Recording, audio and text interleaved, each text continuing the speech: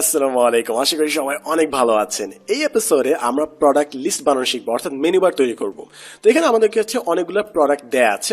সমস্যা হচ্ছে একই প্রোডাক্টের নাম বারবার এসেছে, তো আমাদের ডুপ্লিকেটগুলো প্রথমে সরাতে হবে। তো ফার্স্টে আমরা মাউস দিয়ে সিলেক্ট করব, অথবা চাইলে আপনি প্রথম প্রোডাক্টে সিলেক্ট করতে পারেন এবং কন্ট্রোল শিফট চেপে ধরে কিবোর্ডের ডাউন অ্যারো প্রেস করেন। বুম, সবগুলো সিলেক্ট হয়ে গেল। এরপর কপি করার জন্য কন্ট্রোল সি প্রেস করি, অথবা রাইট ক্লিক করে কপি করতে পারেন।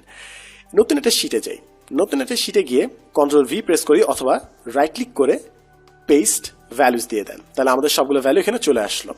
এখন সবগুলো ভ্যালু ফার্স্টে সিলেক্ট করি, কলাম এটাই সিলেক্ট করে ফেললাম। এরপর ডেটা ট্যাবে যাই, ডেটা ট্যাবের আন্ডারে দেখবেন ডেটা রিমুভ করার একটা অপশন আছে, remove duplicates. Remove duplicates click করি, তারপর ওকে সিলেক্ট করলেই broom, 986 duplicate values found and removed. মাত্র 12টা ইউনিক ভ্যালু আমাদের কাছে অবশিষ্ট রইল। ওকে দেই।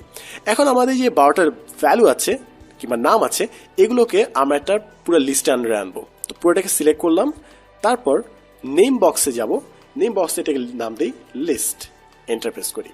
এখন আমরা যখন প্রোডাক্টগুলো সিলেক্ট করব, পুরোটা যখন সিলেক্ট করবো তখন দেখেন উপরে নেম বক্সে লিস্ট আছে, অর্থাৎ এক্সেল এটাকে একটা লিস্ট ডেটা হিসেবে গ্রহণ করেছে। এখন আমরা আগের শিটে ফেরত যাই, শিট 1। আমরা উপরে যাই, কন্ট্রোল আপ অ্যারো প্রেস করি, তাহলে উপরে চলে গেলাম। মডেল নিচে আমরা লিস্টটা তৈরি করব, অর্থাৎ মেনু বারটা তৈরি করব। মেনু বারটা তৈরি করার জন্য আমরা ডেটা ট্যাবে যাব, ডেটা ট্যাবের আন্ডারে ডেটা ভ্যালিডেশন আছে, ডেটা ভ্যালিডেশন ক্লিক করে ডেটা ভ্যালিডেশন আবার যাব। তারপর দেখবেন অ্যালাওয়ে আছে এনি ভ্যালু, এটা চেঞ্জ করে আমরা দিব হচ্ছে লিস্ট। এবং লিস্ট দেওয়ার পর আমাদের সোর্স চাচ্ছে, সোর্সের জায়গায় আমরা ইকুয়াল LIST, যেটা আমরা একটু আগে নাম দিলাম, কিংবা আপনি জাস্ট কিবোর্ডে F3 প্রেস করেন, তাহলে দেখবেন আপনার যত লিস্ট আছে সেগুলো এখানে চলে এসেছে। আমরা লিস্টে ক্লিক করলাম, ওকে দেই, ওকে ডান। এখন দেখবেন বক্সের নিচে ডান পাশে একটা অ্যারো চলে এসেছে, আমরা টগল করলেই আমাদের সবগুলো নাম এখানে চলে আসছে। যেটা সিলেক্ট করব ওটাই বক্সে চলে আসবে। এভাবে আপনি আপনার মানুষের নাম লিস্ট করতে পারেন, প্রোডাক্ট লিস্ট করতে পারেন, কিংবা ডেট কিংবা যে কোনো কিছু সহজে লিস্ট করে রাখতে পারেন, যেগুলো পরে খুব সহজেই এক্সেলের ডেটা অ্যানালিসিসের কাজে আমরা ব্যবহার করতে পারি।